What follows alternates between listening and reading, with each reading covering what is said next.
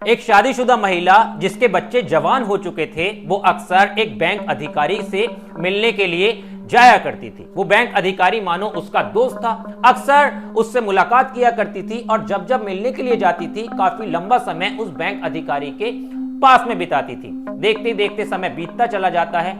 महिला और बैंक अधिकारी के बीच मुलाकातों का सिलसिला जारी रहता है। अब एक दिन वो महिला अपनी बेटी को भी उस बैंक अधिकारी से मिलने के लिए लेकर जाती है। माँ बेटी दोनों बैंक पर पहुंचती हैं, बैंक अधिकारी के पास जाती हैं, तो बैंक अधिकारी जैसे ही महिला की बेटी को देखता है, काफी ज्यादा हैरान हो जाता है, क्योंकि लड़की जवान थी और देखने में सुंदर भी थी।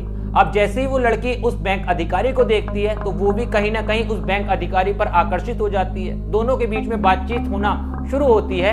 बातचीत इतनी ज्यादा होने लगती है कि दोनों उसी समय एक दूसरे का नंबर एक्सचेंज कर लेते हैं। माँ बेटी बैंक से अपने घर पहुंचते हैं। घर पर आने के बाद उसकी बेटी के पास उस बैंक अधिकारी का कॉल आता है। लड़की बैंक अधिकारी यानी अपने माँ के दोस्त से फोन पर बातचीत करना शुरू करती है। बातचीत जो है वो काफी देर तक होने लगती है और ऐसा अक्सर का रूटीन बन जाता है। देखते देखते समय बीतता चला जाता है, दोनों के बीच में गहरी दोस्ती हो जाती है। उसके बाद ये रिश्ता एक रिलेशनशिप में बदल जाता है। रिलेशनशिप ही नहीं, ये रिश्ता काफी आगे तक बढ़ जाता है। साल 2025 18 मई का दिन आता है। उस दिन उस लड़की की शादी होती है। शादी हो जाने के बाद वो लड़की ससुराल अपने चली जाती है। लड़की की शादी का 1 महीना बीता ही था, तभी पुलिस को एक नहर के अंदर एक डेड बॉडी मिलती है। पुलिस डेड बॉडी को अपने कब्जे में लेती है। उसकी हालत काफी ज्यादा खराब हो चुकी थी। अब पुलिस के सामने 2 टारगेट थे। पुलिस को 2 चीजें जो है वो सॉल्व करनी थी। पहला तो ये कि आखिर ये व्यक्ति कौन है जिसकी पहचान नहीं हो पा रही है, और दूसरा ये कि इस व्यक्ति की जान कैसे गई है। पुलिस जांच पड़ताल करना शुरू करती है। इस पूरे केस की गुत्थी को जब सुलझाना शुरू करती है, तो पुलिस के सामने माँ बेटी के अवैध संबंध की एक ऐसी कहानी सामने आती है जिसे सुनने के बाद अब आप भी हैरान हो जाओगे। और ये कहानी सोनम रघुवंशी केस से मिलती जुलती है, या फिर कहो कि उससे भी ज्यादा खतरनाक है।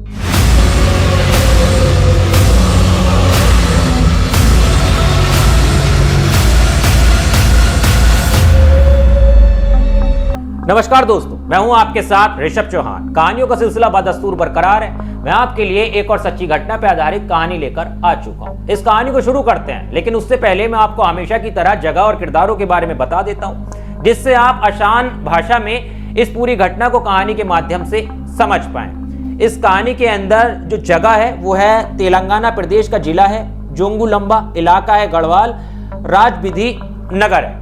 अब इस कहानी के अंदर जो पहला किरदार है उसका नाम है तेजेश्वर, जिसकी उम्र 32 साल है, जो लैंड सर्वेक्षण का काम करता है। इस कहानी के अंदर जो दूसरा किरदार है उसका नाम है ऐश्वर्या, जिसकी उम्र 25 साल है और ऐश्वर्या की तेजेश्वर से शादी हो चुकी है, यानी दोनों पति पत्नी हैं, और ऐश्वर्या रहने वाली है आंध्र प्रदेश के कुर्नूल की। इस कहानी के अंदर जो तीसरा किरदार है उसका नाम है सुजाता, जो कि ऐश्वर्या की माँ है, और इस कहानी के अंदर जो चौथा किरदार है उसका नाम है यूरुमाला राव, जो कि NBFC बैंक का एक मैनेजर है। अब इस कहानी की शुरुआत हो जाती है साल 2025 में। साल 2025 के शुरुआती महीने होते हैं। शुरुआती महीने में ही तेजेश्वर के जो माता पिता होते हैं वो अपने बेटे की शादी के लिए काफी ज्यादा चिंता करते हैं। वो सोचते हैं कि बेटे की उम्र तकरीबन 32 साल हो गई है, अच्छा खासा कमाता भी है, क्यों ना अब इसकी शादी की जाए, इसका घर बसा दिया जाए। कुछ अपने रिश्तेदारों में कहते हैं, कुछ अपने आस पड़ोस से कहते हैं, कि लोगों से कहते हैं कि हमारे बेटे के लिए कोई अच्छा सा रिश्ता बताओ। रिश्ता ढूंढ ही रहे होते हैं। 1 महीना निकला ही होता है, तभी एक व्यक्ति के माध्यम से उन्हें पता चलता है कि ऐश्वर्या नाम की लड़की है, जो कि आंध्र प्रदेश के कुर्नूल की रहने वाली है, वो भी शादी योग्य है और उसके माता पिता भी शादी के लिए रिश्ता ढूंढ रहे हैं। अब दोनों परिवारों के पास बात पहुंचाई जाती है। दोनों के परिवार जो हैं वो एक दूसरे से मिलने का प्लान बनाते हैं। एक डेट रखी जाती है। दोनों परिवार एक दूसरे से उस दिन मिलते हैं। लड़का जो है वो लड़की को पसंद करता है, लड़की लड़के को पसंद करता है, और दोनों परिवार की सहमति से ये रिश्ता जो है शादी के लिए आगे बढ़ता है। अब यहीं से तेजेश्वर और ऐश्वर्या के बीच फोन पर बातचीत हो जाना शुरू हो जाती है, क्योंकि उन्हें अब पता चल गया था कि हमें एक दूसरे से शादी करनी है। देखते देखते समय और बीतता है, तो परिवार वाले कहते हैं क्यों ना दोनों बच्चों की शादी करा दी जाए। अब 13 फरवरी का दिन होता है। 13 फरवरी को दोनों की सगाई रखी जाती है। 13 फरवरी को दोनों की सगाई हो जाती है। परिवार के तेजेश्वर के काफी सारे रिश्तेदार जो हैं वो उस सगाई समारोह में पहुंचे थे। ऐश्वर्या जो थी उसके परिवार के भी काफी सारे रिश्तेदार जो हैं उस सगाई में पहुंचे थे। काफी धूमधाम से सगाई होती है। लेकिन सगाई के समय एक रिश्तेदार होते हैं तेजेश्वर के, वो लड़की को पहचान जाते हैं, लड़की की मां को भी पहचान जाते हैं और उसके बाद वो कहते हैं कि अपने रिश्तेदारों से यानी तेजेश्वर के माता पिता से कि ये रिश्ता आप मत करो, यहां रिश्ता करना ठीक नहीं रहेगा। लेकिन परिवार वाले कहते हैं आज तो सगाई है, अब ऐसे कैसे कर सकते हैं, सारे के सारे मेहमान इकट्ठा हैं। उस समय बात टाल दी जाती है। 13 फरवरी को जो है वो दोनों की सगाई हो जाती है। सगाई के बाद में लड़की जो है वो अपने घर, लड़का जो है वो अपने माता पिता के पास में। अब रिश्तेदारों वाली बात का जिक्र होना शुरू होता है। लड़के के परिवार वाले तेजेश्वर से कहते हैं माता पिता कि बेटा हमें ठीक नहीं लग रहा और हमने काफी कुछ अजीब सुना है। हमने ये सुना है कि लड़की की माँ और लड़की जो है वो ठीक नहीं है और इनके जो है वो दूसरे पुरुषों से कुछ संबंध भी है। इस तरह की बातें निकल के सामने आई हैं, तो क्यों ना तुम इस लड़की से रिश्ता खत्म कर दो, हम तुम्हारे लिए कोई अच्छी लड़की ढूंढ लेंगे। अब तेजेश्वर की फोन पर बातचीत ऐश्वर्या से शुरू हो गई थी। एक तरह से तेजेश्वर जो है वो ऐश्वर्या के प्यार में पागल हो गया था। तो तेजेश्वर कहता है कि मैं नहीं मानता इन सबको और मुझे लगता है कि रिश्तेदार जो हैं वो जलते हैं, वो फूकते हैं और वो नहीं चाहते कि मेरी जो है इतनी अच्छी लड़की से शादी हो। वो तुरंत ऐश्वर्या को फोन करता है। ऐश्वर्या को फोन करने के बाद साफ साफ तौर पर उससे पूछता है कि भाई ऐसे ऐसे बात सुनने को आई है। लेकिन ऐश्वर्या कहती है कि तुम्हें मुझ पे भरोसा है या अपने रिश्तेदार पर भरोसा है। वो ऐसी बातें करती है, ऐसी पूरी बातों को घुमाना फिराना शुरू करती है कि तेजेश्वर जो होता है वो पूरी तरह से उसकी बातों में आ जाता है। वो अपने परिवार वालों से कह देता है कि मैं शादी करूंगा तो अब इसी लड़की से करूंगा, इसके सिवा मैं किसी लड़की से शादी नहीं करूंगा। अब सगाई के बाद कुछ महीने और बीतते हैं। अब दोनों परिवारों में फिर आपस में बातचीत होती है और कहा जाता है कि क्यों ना अब शादी कर दी जाए। तो शादी की जो डेट रखी जाती है 18 मई साल 2025 रखी जाती है कि 18 मई को शादी कर देंगे। 18 मई का दिन आता है।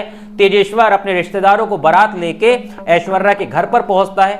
बाकायदा रीति रिवाज से, सारी विधि विधान से दोनों की शादी होती है और शादी के बाद ऐश्वर्या जो है वो तेजेश्वर के घर पर आ जाती है, राजविधि नगर, तेलंगाना प्रदेश के। अब घर पर आ जाने के बाद वो तेजेश्वर से एकदम बदल जाती है। उसका बिहेवियर जो होता है वो शादी के 1-2 दिन में ही काफी ज्यादा बदला नजर आने लगता है। वो घंटों घंटों किसी व्यक्ति से फोन पर बातचीत किया करती थी। अब तेजेश्वर जब भी ऐश्वर्या से पूछता था कि आखिर तुम किससे बातचीत करती हो, अब तो मैं तुम्हारा पति हो चुका हूं, मुझे बताओ, तो वो टाल मोटोल करती थी और तेजेश्वर को भी थोड़ा डांट डपट दिया करती थी, ठीक से उसे भाव नहीं दे रही थी, उससे बातचीत नहीं कर रही थी। तेजेश्वर को उस समय थोड़ा शक होता है। तेजेश्वर को तब अपने माता पिता की बात याद आती है कि काश अगर मैं अपने माँ बाप की बात मान लेता तो आज मुझे ये दिन नहीं देखना पड़ता। अब तेजेश्वर उसके साथ पति पत्नी जैसा संबंध भी बनाना चाहता है, उसके साथ सुहागरात मनाना चाहता है, लेकिन वो लड़की जरा भी तेजेश्वर को अपने पास नहीं आने देती। कोई ना कोई बहाना बनाती रहती है, तेजेश्वर से लड़ लिया करती है, लेकिन किसी भी हाल में उसने तेजेश्वर को अपने पास नहीं आने दिया। समय बीतता चला गया, 1 महीना बीत जाता है। अब 1 महीने में दोनों पति पत्नी के बीच में कोई भी शारीरिक संबंध नहीं बने थे, दोनों की सुहागरात तक नहीं बन पाई थी। अब 17 जून का दिन आता है। 17 जून के दिन तेजेश्वर अपने घर पर ही होता है। 4 लोग उसके पास आते हैं, तेजेश्वर से कहते हैं कि हमें लैंड सर्वेक्षण का काम कराना है और आपको हमारे साथ में चलना होगा। अब ऐसे लोग तेजेश्वर के पास में अक्सर आते रहते थे क्योंकि लैंड सर्वेक्षण का उसका काम था। वो कहता है कि चलो मैं साथ में चलता हूं, काम करवा के वापस आ जाऊंगा। 17 तारीख का दिन होता है। 17 तारीख की शाम हो जाती है। तेजेश्वर जो है वो अपने घर पर लौटकर वापस नहीं आता। माँ पिता भाई परेशान होते हैं, तेजेश्वर को कॉल लगाते हैं तो तेजेश्वर से कोई भी संपर्क नहीं हो पाता, उसका नंबर बंद जा रहा होता है। 17 जून की पूरी रात निकल जाती है। 18 जून का दिन आता है। घर वाले बेहद ज्यादा परेशान कि आखिर तेजेश्वर है तो है कहां, क्योंकि आज तक ऐसा नहीं हुआ था कि तेजेश्वर बिना बताए गायब हुआ हो। 18 जून को पुलिस में इतला की जाती है, FIR की जाती है। गुमशुदगी की रिपोर्ट लिखकर पुलिस वाले ढूंढना तेजेश्वर को शुरू करते हैं। 18 जून निकल जाती है, 19-20 जून निकल जाती है। 21 जून को पुलिस वालों को आंध्र प्रदेश के नदियाल जिले के पलियाम में HNSS नहर है एक, वहां पर एक डेड बॉडी मिलती है।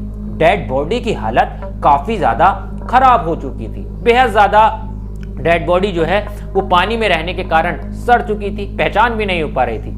पुलिस के सामने अब दो चुनौती थी, पहले तो ये कि उस लाश को पहचानना है और ये भी पता करना है कि आखिर इस व्यक्ति की जान कैसे गई है। पुलिस पोस्टमार्टम के लिए डेड बॉडी को भेज देती है और पुलिस को यह भी पता होता है कि एक गुमशुदगी की हमारे पास रिपोर्ट लिखी गई है। अब तेजेश्वर के परिवार वालों को बुलवाया जाता है, डेड बॉडी उन्हें दिखाई जाती है तो तेजेश्वर का भाई जो होता है तेज भड़क, वो अपने भाई की डेड बॉडी को तुरंत पहचान लेता है। वो कहता है कि ये तो मेरा भाई है और आखिर इसके साथ ऐसा कैसे हो गया, किसने इसे ऐसे जान से मार दिया।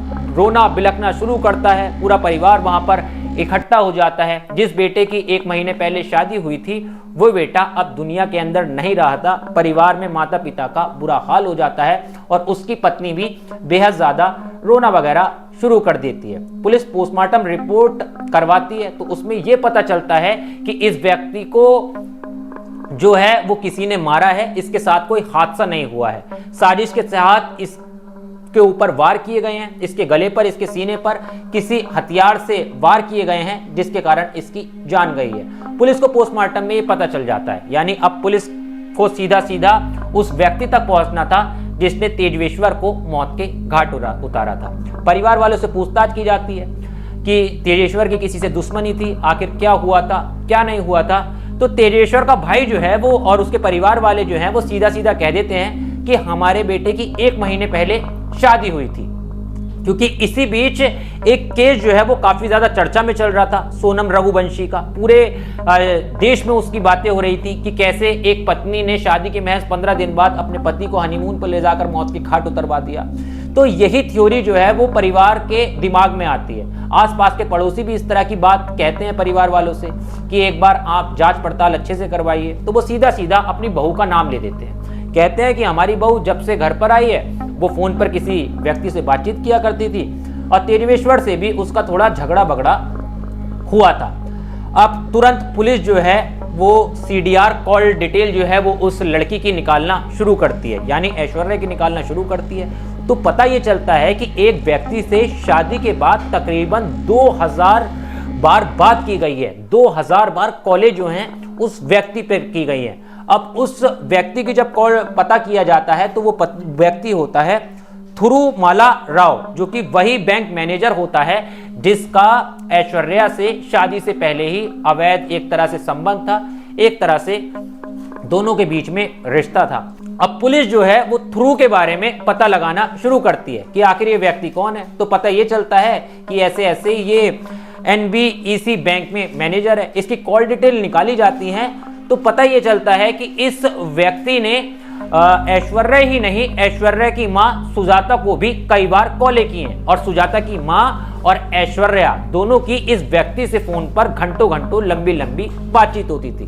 पुलिस जो है वो तुरंत सुजाता को और उसकी मां को गिरफ्तार कर लेती है। दोनों से पूछताछ करना शुरू करती है, सख्ती से पूछताछ करना शुरू करती है जिस तरह से पुलिस करती है। अब पुलिस तो पुलिस है, जब आरोपी तक उसे या फिर मुजरिम तक उसे पहुंचना होता है तो वो बाल की खाल भी निकाल लेती है। पुलिस की पूछताछ में, जांच में ऐश्वर्या और उसकी मां टूट जाती है। ऐश्वर्या पूरी कहानी बताती है। वो बताती है कि शादी से पहले ही मैं थिरुमाला राव से प्यार करती थी और हम दोनों के बीच में रिश्ता था और वो मेरी मां के भी अच्छे खासे दोस्त थे। और अब पुलिस कहती है कि अगर वो तुम मुझसे प्यार करती थी तो तुम मुझसे शादी क्यों नहीं करना चाहती थी। तो पता ये चलता है कि उस व्यक्ति की पहले से ही शादी हो रखी थी, यानी वो बैंक मैनेजर शादीशुदा था। शादीशुदा होने के बाद भी एक महिला से और उसकी बेटी से अवैध रिश्तों में था। अब ये लोग इसी तरह से अपना जीवन जीना चाहते थे। अब फिर भी पुलिस ये कहती है कि तुमने आखिर उस लड़की की जान क्यों ली। तो वो लड़की ये बताती है कि देखो शादी तो करनी ही थी क्योंकि समाज का काफी ज्यादा प्रेशर था, मेरी माँ भी कह रही थी और हमने ये सोचा था कि शादी मैं कर लेती हूँ, शादी के बाद इस व्यक्ति के पास में अच्छी खासी जमीन है, जब इस व्यक्ति की मौत हो जाएगी, जब हम इसे मरवा देंगे तो इसकी प्रॉपर्टी सारी की सारी हमारे नाम हो जाएगी। उसके बाद मैं इसकी संपत्ति को अपने नाम करवाकर इस बैंक मैनेजर के सामने अच्छे से अपना जीवन जीऊंगी। ये सारी की सारी प्लानिंग जो है उसकी माँ की थी। माँ ने कहा था अपनी बेटी से कि इस तरह से तू कर और इसके बाद हमारा जीवन जो है वो बेहद ज्यादा आसान हो जाएगा। यानी आप देखिए कि एक माँ का और एक बेटी का एक ही व्यक्ति से अवैध संबंध बना हुआ था। यानी दोनों जो है एक ही व्यक्ति से अपनी शारीरिक जरूरतों को पूरा कर रहे थे। अब पुलिस को ये तक तो पता चल गया था, लेकिन पुलिस अब उन व्यक्तियों के पास भी पहुंचती है तो पता ये चलता है जिन्होंने मारा था तेजेश्वर को। उसका नाम होता है नगेश, राजू और परशुराम, जिन्हें 2 लाख रुपए की सुपारी दी गई थी। इन तीनों को भी गिरफ्तार कर लेती है। लेकिन जब तक ये मैं कहानी रिकॉर्ड कर रहा हूं, पुलिस अब बैंक मैनेजर को ढूंढने में लगी हुई है और उसकी तलाश कर रही है और जल्द ही उस तक भी पहुंच जाएगी। लेकिन इस पूरी कहानी के अंदर एक बार फिर से एक पत्नी ने अपने प्रेमी की खातिर और अपने पति की प्रॉपर्टी को हड़पने की खातिर उसे रास्ते से हटा दिया, उसे जान से मार दिया। खैर, इस तरह की अब समाज के अंदर बहुत सारी कहानी आ रही है। आपने देखा होगा मुस्कान केस, आपने देखा होगा सोनम केस। न जाने अब समाज अब किस तरफ जाता जा रहा है। जैसे जैसे कलयुगी दौर आगे बढ़ रहा है, क्राइम की घटनाएं एक से एक निकलकर सामने आ रही हैं और ये घटनाएं ऐसी हो रही हैं जिन पर यकीन करना भी मुश्किल होता है। लेकिन आंखों देखी घटनाएं होती हैं, समाचार पत्रों में छपी होती हैं, तो इसीलिए इन पर यकीन भी करना पड़ता है। खैर दोस्तों, इस पूरी घटना पर आपकी क्या राय है? आप किस तरह से सोचते हैं? एक बार कमेंट करके मुझे जरूर बताना और मैं इसी तरह की क्राइम की स्टोरीज आपके लिए लाता रहता हूं। अगर आपको क्राइम की कहानियां पसंद हैं तो फिर मेरे चैनल को सब्सक्राइब करना दोस्तों मत भूलना। मैं आसान भाषा में आपको क्राइम की कहानियां बताता हूं और हाँ, क्राइम की अपडेट्स भी आपके सामने लाता रहता हूं। मिलता हूं किसी और वीडियो में। जय हिंद।